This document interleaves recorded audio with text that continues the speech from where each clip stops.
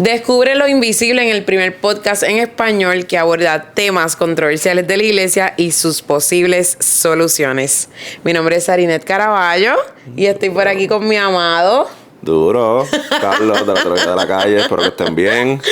Miren, él dice duro y es porque este intro, como es tan largo, descubre lo invisible en el primer podcast en español, pues se nos ha hecho un poquito difícil aprendérnoslo. Pero como pueden escuchar, ya yo me lo aprendí y no estaba mirando nada. Ni leyendo, absolutamente nada. Durísimo. Carlos, ¿cómo estás? Hacho, bien, ¿y tú? Yo estoy súper bien. Yo también. Estoy a punto de ponerme el micrófono aquí, pero me siento fancy con el microfonito aquí en la mano. Yo iba a agarrar el destornillador como tú tienes un imán, pero me dijiste que, pues, como que esto no es un podcast auspiciado por Home Depot, so piché. Mira. Cuéntame. Bueno, escucha. Hoy estamos hablando de un tema bien interesante que está alineado a otros episodios que ya hemos hecho. Sí. Y no sé si tú quieras decir de qué vamos a estar hablando, pero claro, yo sí quiero adelantar con qué episodios está relacionado. ¿Qué episodio? Mira, está relacionado con el episodio de manipulación religiosa. Hay un episodio, no tengo los números, ¿ok? Pero buscas manipulación religiosa en nuestro podcast y ahí vas a ver que uno de los episodios es ese, está relacionado con esto. También está relacionado, fíjate, con el de diezmos, ofrendas y primicias, que creo que ese es el número 6. Y me sé el número porque es uno de los más que han escuchado las personas. O sea, ese es uno de nuestros episodios top. Pero también está relacionado con uno que se titula ¿Qué haría Jesús?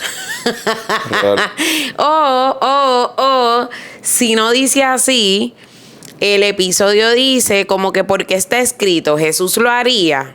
Es una de esas dos opciones, creo que es la segunda. El de la ofrenda es el 6, el de la manipulación religiosa es el 4 y el de si está escrito Jesús lo haría es el 2. Wow, 2, 4, 6. Exacto. O sea, que puedes ir, si eres nuevo, escuchando este podcast, a escuchar el episodio 2, el 4 y el 6, porque la mayoría de lo que vamos a estar diciendo hoy, si ya lo dijimos en alguno de esos episodios, te vamos a redirigir a esos episodios. Dicho esto, han estado pasando muchas cosas. Claro. En comunidades de fe. En los últimos días han estado surgiendo muchísimos temas de comunidades de fe que lamentablemente no son saludables. Claro. Entonces, ¿de qué vamos a estar hablando hoy? Cuéntame. Mira, hoy vamos a estar hablando sobre cómo luce una comunidad de fe o cómo luce una iglesia saludable. Cómo luce una comunidad de fe saludable o una iglesia saludable. Así que este tema está bien interesante. Como dice Sarinet, en estos días hemos visto en las redes sociales que se fue viral un video específicamente, shoutouts a las panas de allá de Esta es la que hay podcast, donde en una iglesia, que no me sé el nombre de la iglesia, pero que hubo unas cosas. Yo me lo sé. Exacto. Pero no lo voy a mencionar. Si quieres saber, ve al podcast de Esta es la que hay. Yo no puedo almacenar esa información porque no necesito vivir en paz. Pero te voy a decir por qué me lo sé. Lo que pasa es que nosotros tenemos unos amigos. ¿Verdad? La iglesia de él, bueno, la que él iba, es verdad. Y nosotros tenemos unos amigos a los cuales ellos recibieron unas ayudas del gobierno. Una suma de cantidad bien chévere de ayudas del gobierno en un momento dado, cuando la pandemia. Y esta misma iglesia le pidió el 10% de esas ayudas para un monto total de $20,000 aproximadamente. En adición, el pastor en mención le pidió dinero a esta persona y pues todavía es la hora. Anyways. Que no ha dado la cara después de yo no sé cuántos años.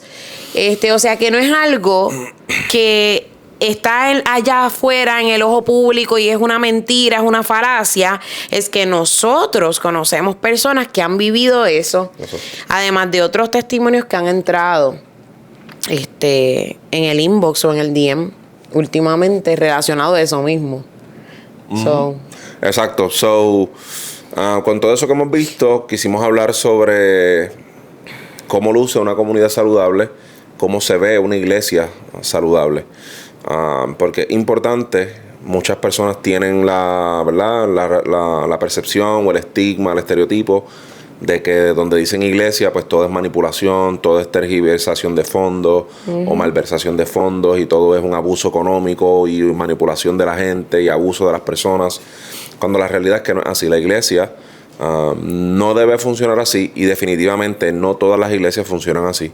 Hay muchísimas iglesias que corren y funcionan de una manera saludable, y vamos a estar hablando de específicamente 6 características de cómo una comunidad de fe o una iglesia saludable luce, qué hacen y qué no hacen, que los hace ser una comunidad de fe saludable. Así que, ¿tú quieres arrancar con el primer punto? Sí, yo quiero arrancar. Ese primer punto te apasiona. Yo quiero arrancar con el primer punto, y es que el primer punto es que una iglesia saludable reconoce la diferencia entre Jesús, quien es la palabra de Dios o el logos de Dios, y la Biblia. La Biblia, ¿verdad? Este libro que apunta a Jesús, a la vida de Jesús. Entonces no es lo mismo. Y hay muchísimas comunidades de fe o muchísimas iglesias, a mí me gusta usar la palabra comunidad de fe, que no han entendido esto, y por lo tanto obligan a las personas a hacer todo lo que está escrito en la Biblia, porque eso que está escrito en la Biblia es palabra de Dios, y la palabra de Dios es la Biblia, entiéndase el libro, como si el libro, ¿verdad?, no tuviese ningún tipo de errores, o como si el libro no hubiese que interpretarlo. Dicho esto, la palabra de Dios hecha carne, el logo de Dios, que es Jesús, si nosotros vamos a Juan 1:1, ese primer capítulo de Juan está literalmente hablando de la palabra de Dios, y en el principio existía, y en el principio era, etcétera. Y todo eso que está diciendo ahí, y estoy parafraseando, está apuntando a Jesús, y no nos está diciendo que la Biblia es la palabra de Dios, sino que Jesús es la palabra de Dios. Entonces, la Biblia es la escritura inspirada y revelada que señala a Cristo.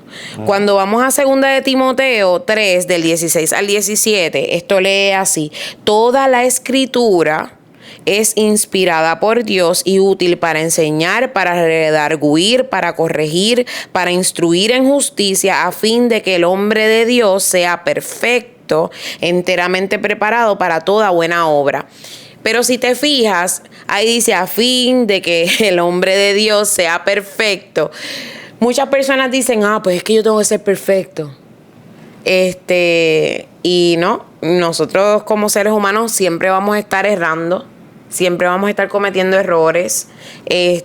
Sí, vamos a ser transformados a la imagen y semejanza de Dios a través de Cristo Jesús, si hemos aceptado a Cristo en nuestras vidas. Pero hay un error bien increíble en creer que la Escritura o la Biblia, todo lo que está escrito en ella, yo lo tengo que hacer. Y pues por ahí quisiera que en algún momento dado que tengas oportunidad, vayas entonces al episodio en donde hablamos de que si está escrito, Jesús lo haría, porque Jesús llegó aquí en forma humana, era judío, nosotros no somos judíos. Jesús seguía ciertas tradiciones porque eso fue lo que vio en su casa, vio en su hogar. Esa era la religión a la que pertenecían sus padres, etcétera. Él creció siendo judío. Entonces, yo estoy diciendo todo esto porque si tú no entiendes esa diferencia entre Jesús, el Logos, o la palabra de Dios, y lo que es la Escritura, tú siempre vas a vivir tu vida cristiana, o vas a vivir creyendo que lo que está escrito tú lo tienes que hacer. Entonces, si la Biblia te está diciendo en un versículo, por ejemplo, si tu ojo te es ocasión de pecar, arráncatelo. Si tu mano te es ocasión de pecar, arráncatela. Y tú no interpretas eso y no sabes por qué eso está escrito ahí, tú te vas a ir a arrancar un ojo o te vas a ir a arrancar la mano. Y nada, Juan 1:1 dice, en el principio era el verbo, y el verbo era con Dios, y el verbo era Dios. Y Juan 1:14 dice, y aquel verbo fue hecho carne y habitó entre nosotros y vimos su gloria, gloria como el unigénito del Padre, lleno de gracia y verdad. Me da mucho sentimiento este versículo, porque claramente ahí nos está hablando de Jesús. Y el poder entender esto es lo que da vida a una comunidad de fe saludable. Después de eso vamos al punto número 2, que aquí Carlos, pues entonces nos va a estar hablando que va alineado con este punto número 1, porque primero tenemos que saber cuál es la diferencia en esto. Pero si una comunidad de fe no reconoce tampoco la diferencia en ese punto número 2, estamos fritos, gente. Y si tú estás aquí y tú te sientes, oh, wow, yo nunca había pensado en eso que Sari está diciendo, lo que Carlos está diciendo, qué bueno, porque nosotros estuvimos en un punto ahí. Nosotros hubo un punto en el que no entendíamos nada de eso. Y poco a poco, buscando información, estudiando, preguntando a las personas que saben más que nosotros, es que hemos podido llegar a esto, que todavía nos falta mucho por aprender, sí, pero es súper importante que si tú te estás haciendo estas preguntas no te sientas mal. Si no sabes las respuestas, no te sientas mal, porque nosotros también estuvimos ahí. ¿Cuál es el punto número 2, Carlos? Real. Muy importante ese punto número 1. Mira, el punto número 2 es conocer la diferencia entre el antiguo pacto y el nuevo pacto y cuándo debemos dejarnos guiar por uno o por el otro.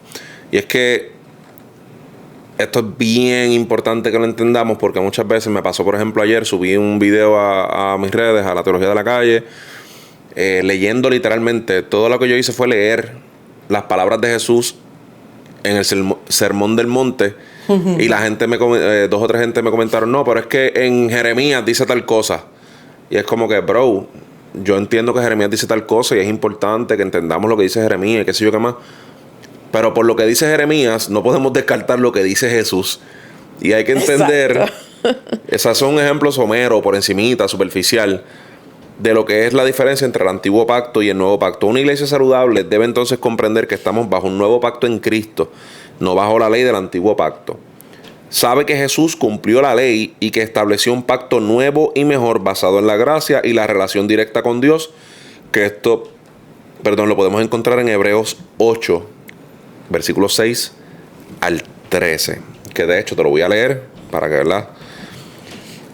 Hebreos 8 dice, pero ahora tanto mejor ministerio es el suyo, cuanto es mediador de un mejor pacto, establecido sobre mejores promesas, porque si aquel primero hubiera sido sin defecto, ciertamente nos hubiera procurado lugar para el segundo. Qué bello. Así que, y esto solamente del 6 al 7. Usted después puede seguir leyendo hasta el 13 y ahí te da más detalles sobre la diferencia entre el nuevo pacto y el viejo pacto. Y también, esto tiene que ver también con esto lo hemos hablado no en un podcast específico, sino en diferentes podcasts, sobre temas como bailar, si es pecado beber, alcohol, etcétera, sobre los mandamientos prescriptivos y descriptivos. Y hay muchas cosas que se aplican se hablan en el antiguo pacto, que describen la relación de Dios con su pueblo, pero que no son prescriptivas, que no trascienden el tiempo, porque ya a través de Cristo tenemos un nuevo pacto, tenemos un nuevo testamento, tenemos una nueva vida, que ya esas cosas viejas de ese viejo pacto no aplican y no se deben seguir practicando o realizando. Otro versículo que es súper importante para esto, Romanos 10:4, dice, porque el fin de la ley es Cristo para justicia a todo aquel que cree. Y encima de ese, Gálatas 5:1, estad pues firmes en la libertad con que Cristo nos hizo libres, y no estéis otra vez sujetos al yugo de la esclavitud. Así que es importante que una iglesia que es saludable o que quiere comenzar una transición o, ¿verdad?, un proceso hacia convertirse en una iglesia más saludable y mejorar procesos, mejorar la forma en cómo hacen muchas cosas, es importante que puedan entender y reconocer la diferencia entre el antiguo pacto y el nuevo pacto, ¿verdad? Y porque aquí no podemos estar tampoco 2 horas, pero si usted quiere... Yo te tengo una preguntita. Sí, pero si usted quiere hablar, si usted quiere escuchar un poco más específico sobre el tema del antiguo pacto y el nuevo pacto, por ejemplo, el pastor Tommy Moya tiene no sé cuántos mensajes, predicaciones y estudios. Excelente. En Facebook, donde puede abundar sobre esto y va al detalle y lo explica.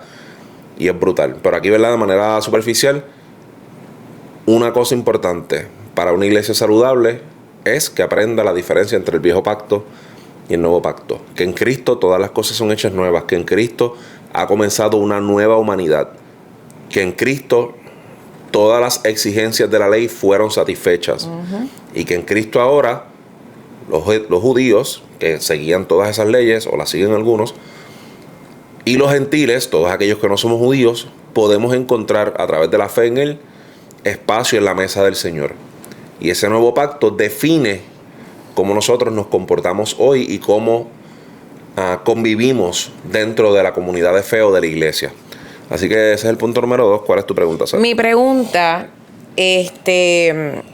obviamente sé algo de la respuesta, no todo, pero quisiera que nos expliques qué significa no estéis otra vez sujetos al yugo de la esclavitud. ¿Qué está diciendo el autor ahí y qué significa? Porque la gente lo lee por encima y no entiende que ese yugo de la esclavitud se está refiriendo a la antigua ley de Moisés. Entonces, yo quisiera que tú nos expliques específicamente qué es lo que significa, por qué está escrito eso ahí, y cómo entender eso nos va a ayudar a que nosotros podamos vivir saludablemente en una comunidad de fe. Bueno, Pablo aquí en Gálatas lo que está hablando es a estas personas, está dirigiendo la carta a personas que son gentiles, que no son judíos de nacimiento, y que esta gente, esta iglesia en Galacia, que son gentiles, quiere decir que no se circuncidan cuando tienen los 8 o los 40 días de nacido, algo así. Estas personas recibieron el mensaje del Evangelio, creyeron en Cristo. 8 días de nacidos. 8, ok. Creyeron en Cristo y entonces están recibiendo ahora el mensaje de judaizantes, de personas que también creen en Cristo, pero que les dicen, sí, ustedes pueden creer en Cristo y todo lo que ustedes quieran, que es el Mesías, el Hijo de Dios, resucitado, pero no pueden desechar la ley, no pueden olvidarse de todos los mandamientos y preceptos, no pueden olvidarse de los 613 preceptos, no pueden olvidarse de la circuncisión, no pueden olvidarse de guardar el sábado, no pueden olvidarse de los rituales de pureza, no pueden olvidarse de nada de esto. Y Pablo les está diciendo, hey, bájenle, este no es el mensaje que nosotros le predicamos, el mensaje de Jesucristo, de que en Cristo ya todas las cosas han sido nuevas, de que en Cristo ya no hay que seguir el viejo pacto. No se dejen llevar de estas personas judaizantes que primero desacreditan el ministerio de Pablo y segundo, están buscando la forma de que la gente que ahora ha creído en Cristo como el Mesías, el Hijo de Dios resucitado, como quiera siga practicando y realizando estos rituales y guardando esta ley que ya en Cristo fue satisfecha. Por eso cuando Pablo dice en Gálatas 5:1, y no estéis otra vez sujetos al yugo de la esclavitud, se está refiriendo a la ley como esa esclavitud donde tienes que seguir practicando lo mismo y lo mismo y lo mismo, tratando de encontrar paz con Dios, cuando ya esa paz con Dios fue satisfecha y fue encontrada, fue pagada por Jesús en su vida, muerte y resurrección. Amén. Así que te hice esa pregunta y voy a pasar con esto al punto número 3, porque Carlos, al día de hoy, obviamente, muchas iglesias, muchas comunidades de fe continúan arrastrando costumbres judaizantes, ¿verdad? Viene del judeo-cristianismo. Prácticamente no hemos sabido cómo comenzar a hacer cosas nuevas o cómo relacionarnos con las personas de una forma nueva, porque hemos seguido arrastrando costumbres y tradiciones desde el judaísmo para acá y nos incluimos, ¿verdad? Hay muchas cosas, hay muchísimas cosas que muchas comunidades de fe arrastramos de esas costumbres judeocristianas. Y por eso es bien importante que tú conozcas esto, porque si tú no conoces esto y tú eres líder en una comunidad de fe, o tú, ¿verdad?, eres el pastor general de una comunidad de fe, muchas veces vas a querer estar obligando a la gente a seguir cosas que son costumbres o tradiciones o que son preceptos de alguno de esos 613 preceptos que mencionó Carlos, cuando ya nosotros no tenemos que estar esclavos de eso. Ya en Cristo Jesús nosotros somos libres aquí, como lo dice Gálatas 5:1.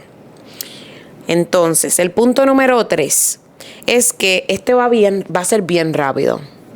Y es que los mensajes que se llevan en esa comunidad de fe son cristocéntricos y no meros mensajes motivacionales o centrados en el diablo o centrados en el hombre o centrados en que tú puedes lograr esto. Y sí, qué bueno que tenemos motivación y mensajes prácticos, etcétera, pero eso no puede ser el centro del mensaje. El centro del mensaje en una comunidad de fe saludable es Cristo y nada más que Cristo. Claro, se pueden mencionar otras cosas, se pueden mencionar anécdotas, se pueden mencionar 5 pasos prácticos para que puedas, salir de una situación de angustia, whatever. Sí, podemos hablar de cosas prácticas, pero si ese mensaje al final no apunta a la gente a Cristo, nosotros estamos llevando un mero mensaje vacío. Si el mensaje, además de ser motivacional y todo lo demás, que supuestamente está apuntando a Cristo, pero está apuntando a la gente a volver a estas costumbres judaizantes de la antigua ley de Moisés o el antiguo pacto, como le quieras llamar, etcétera, pues entonces ahí tenemos un problema. Y para eso yo quiero que vayas, si tienes dudas acerca de qué es un mensaje cristocéntrico versus qué es un mensaje motivacional, a uno de nuestros episodios. Carlos, precisamente, es el único episodio que hemos hecho él solo. Y lo recuerdo porque yo estaba vuelta loca en una cama. Yo no podía hablar. Yo llevaba 3 semanas sin hablar. Estaba malita. Estaba bien mala, me había dado una sinusitis que de hecho estoy saliendo de un catarrito ahora, por eso me estás escuchando fañosa. Pero ese mensaje lo subió en abril, a principios de abril, y se llama Mensaje Cristocéntrico versus Mensaje Motivacional, y es el episodio 18. Así que te invito a que pases por allá, pero... Y es cortito. Es súper corto, es de 14 minutos. Así que si quieres escucharte cómo luce un mensaje cristocéntrico, ve por ese episodio. Pero quiero entonces leerte un versículo que está aquí, que me encanta mucho, que es Colosenses 1:28, y dice: a quien anunciamos, amonestando a todo hombre y enseñando a todo hombre en toda sabiduría, a fin de presentar perfecto en Cristo Jesús a todo hombre. Pasa por allá al episodio número 18, 14 minutitos. Carlos, ¿cuál es el cuarto? Duro. Mira, un cuarto punto para que las comunidades de fe reflejen ser comunidades saludables es que el amor es evidente entre ellos y que el perdón reina cuando alguien hace las cosas mal. Venimos obviamente de una tradición evangélica protestante donde en muchas comunidades de fe o muchas iglesias por mucho tiempo se practicaba una disciplina que sí, obviamente la disciplina es importante, ¿verdad? En su buen sentido, donde uno aprende, etcétera, pero ya esa palabra cobró un sentido negativo porque lo que hacían como disciplina eran realmente castigos y eran humillaciones. Y es importante que una iglesia saludable entienda la diferencia entre disciplina y castigo. Y que entienda la diferencia entre disciplina y humillación. Donde una persona, todos necesitamos disciplina, pero disciplina no quiere decir es retirar a las personas de cargos ministeriales, ¿verdad? En caso de que lo amerite. No quiere decir parar a la gente frente al altar y humillarlo públicamente por sus errores, etcétera, especialmente cuando son muy jóvenes y son personas que están aprendiendo, que son adolescentes, adolecen de carácter y de buen juicio, etcétera. Una cuarta característica de una iglesia saludable o una comunidad de fe saludable es que el amor reina y saben perdonarse. Una iglesia saludable se distingue por el amor genuino que los miembros tienen entre sí y por su disposición a perdonar. Jesús enseñó que el amor es la señal de que somos todos sus discípulos. Esto se encuentra en Juan 13 y también en Juan 17, en el Evangelio de Juan. En esta comunidad, cuando alguien comete un error, en lugar de juzgar o rechazar, buscan restaurar a esa persona con gracia y verdad. Gracia y verdad. No es gracia o verdad. No es una o la otra. Es una y la otra. Es gracia con perdón, con amor, con misericordia, pero también y con verdad, con justicia. Saber lo que pasó, que se hizo y ok, perfecto. Es un error, vamos a trabajar en enmendarlo, vamos a trabajar en corregirlo, pero no porque hayas cometido ese error y sepamos la verdad, vamos a utilizar eso para herirte, para lastimarte, para humillarte, para desecharte, para sacarte de todos sitios, ¿verdad? Hay cosas que sí suceden en la vida donde uno necesita un espacio y un tiempo y alejarse de las cosas, pero no todos los errores que se cometen necesitan ese tipo de distanciamiento. Eso es importante que el liderazgo y que una iglesia saludable tenga líderes que sepan cuándo se necesita un espacio y un tiempo y cuándo se necesita simplemente abrazar y ayudar a esa persona a que corrija esos errores en la marcha y pueda seguir sirviendo y pueda seguir siendo un miembro funcional sin sentirse que es menos porque se expuso ante el mundo de una manera negativa. Una iglesia saludable es una iglesia que abraza, que ama, que ayuda y que sabe lo que pasó, la verdad, y no por eso lo utiliza como una arma para herir y lastimar a las personas. So, Juan 13, versículos 34 y 35 dice: un mandamiento nuevo os doy, que os améis unos a otros, como yo os he amado, que también os améis unos a otros. En esto conocerán que son mis discípulos, si tuvieran amor los unos por los otros. Efesios 4:32 también dice: antes, sed benignos unos con otros, misericordiosos, perdonándoos unos a otros, como Dios también os perdonó a vosotros en Cristo. Está escrito ahí. Nada más con el testigo. Punto número 5, Sari.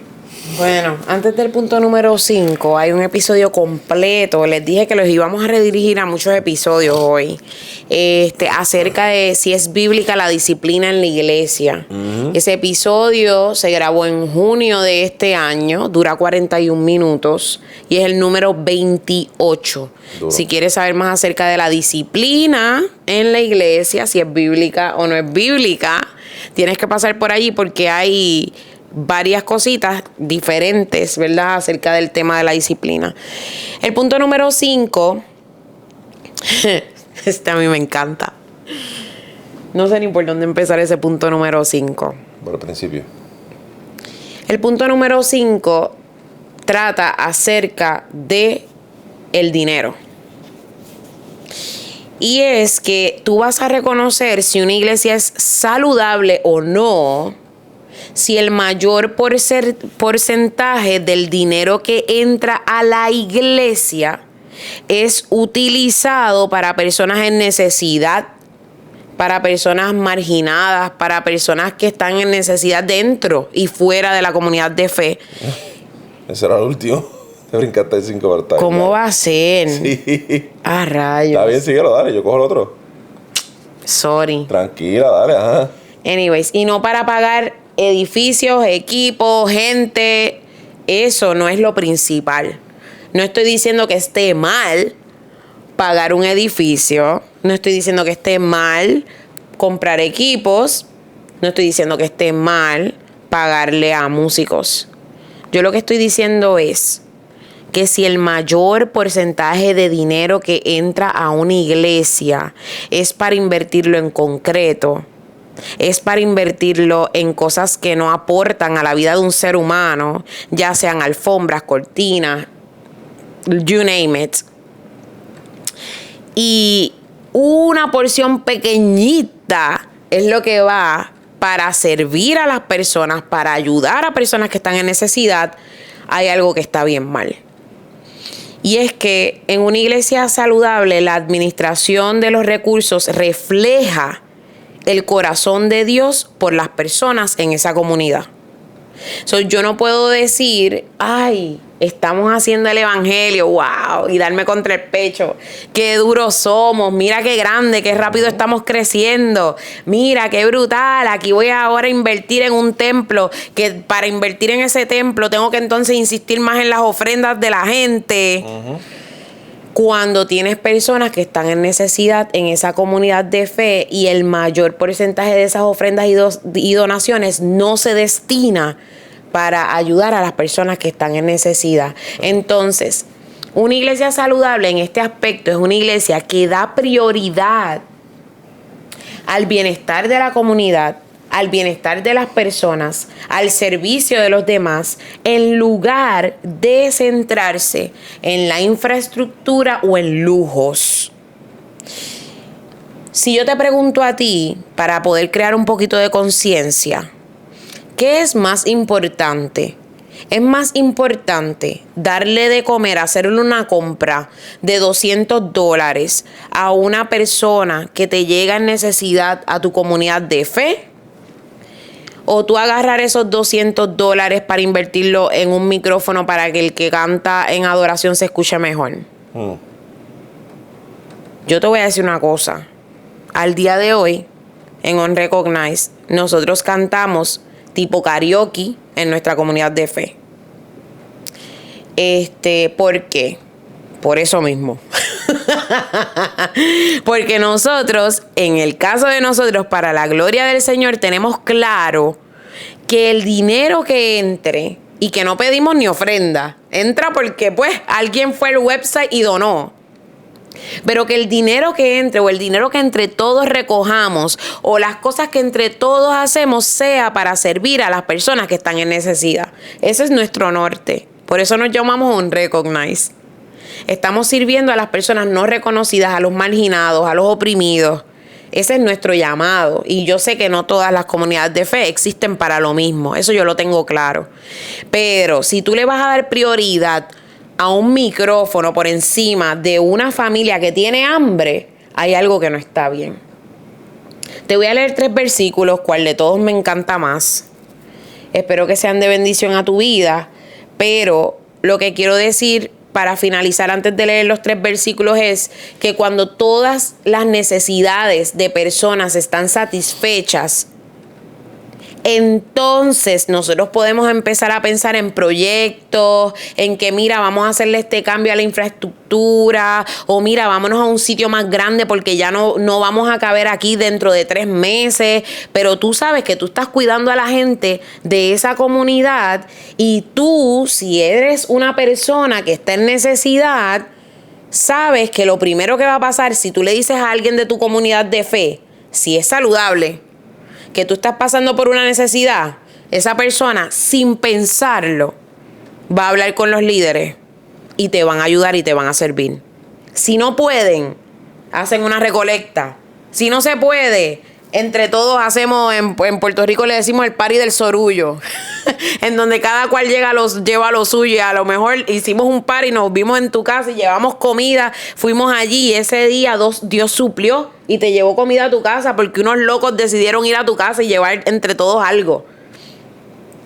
En fin, hay formas y hay formas, pero no puede ser que el 80% de lo que entra a una comunidad de fe sea para infraestructura y cosas que no tengan que ver con personas, y que el 20% sea para lo que Jesús quiso que nosotros hiciéramos.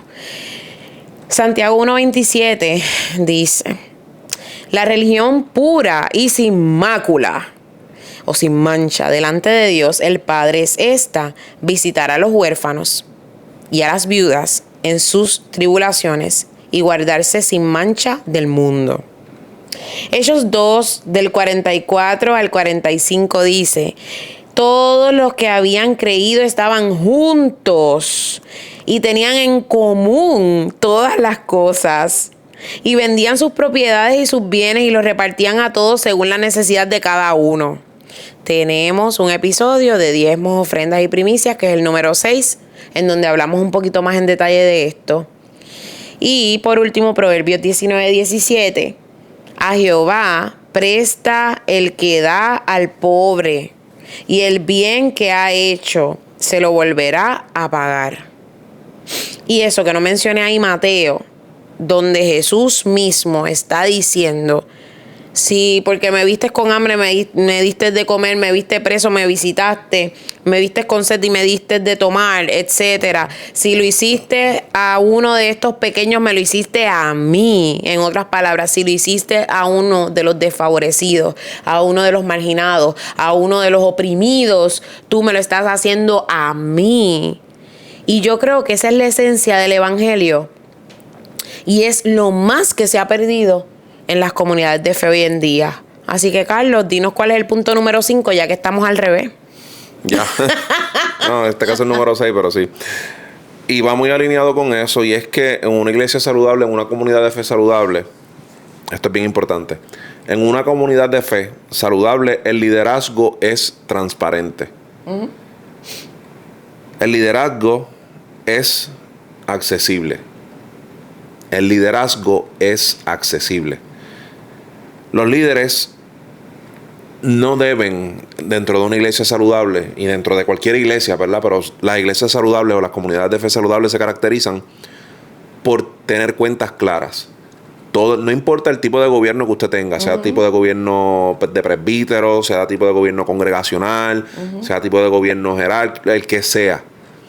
Una iglesia y una comunidad de fe transparente, cada miembro de la iglesia sabe lo que hay en cuanto a finanzas, cuánto entra, cuánto sale, en qué sale, en qué entra, qué se hace, quién no hace, quién maneja, quién no maneja. Si la cuenta está vacía. Si está vacía, si quién dio, todo.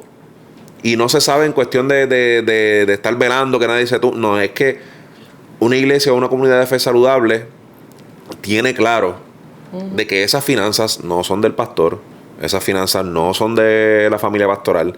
Esas finanzas no son de la junta. Esas finanzas son de la iglesia. Son de este organismo llamado iglesia, del cuerpo de Cristo, y se tienen que utilizar para cosas importantes, como lo que estaba hablando ahora mismo Sarina, que por eso va tan relacionado. Una comunidad de fe saludable es transparente en cuanto a las finanzas y en cuanto a cualquier asunto de administración se refiere.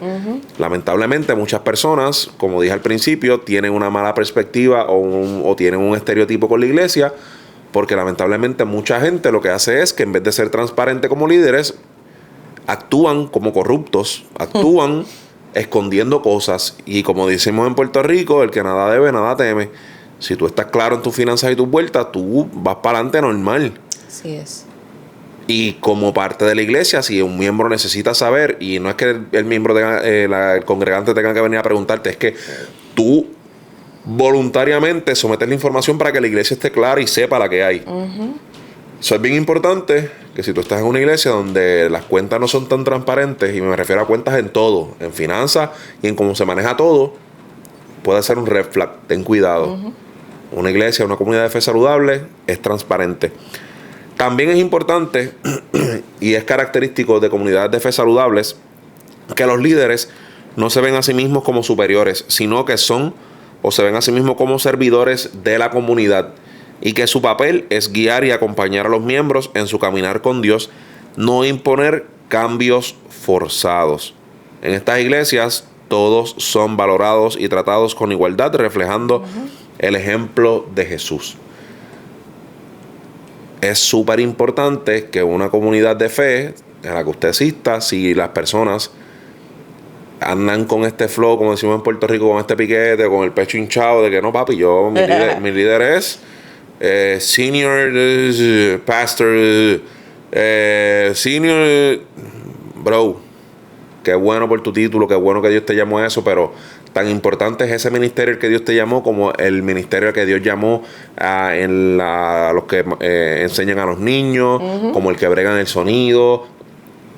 Yo sé que son diferentes responsabilidades y toda la vuelta, pero todos deben comportarse y todos deben manejarse como que todos somos iguales ante Jesús. Y aquí la iglesia no depende más de uno que de otro, depende de todos, porque es un organismo vivo y un cuerpo sin un pulmón, sin un riñón, sin una parte del intestino grueso o delgado, sin un dedo, sin un ojo, no funciona igual.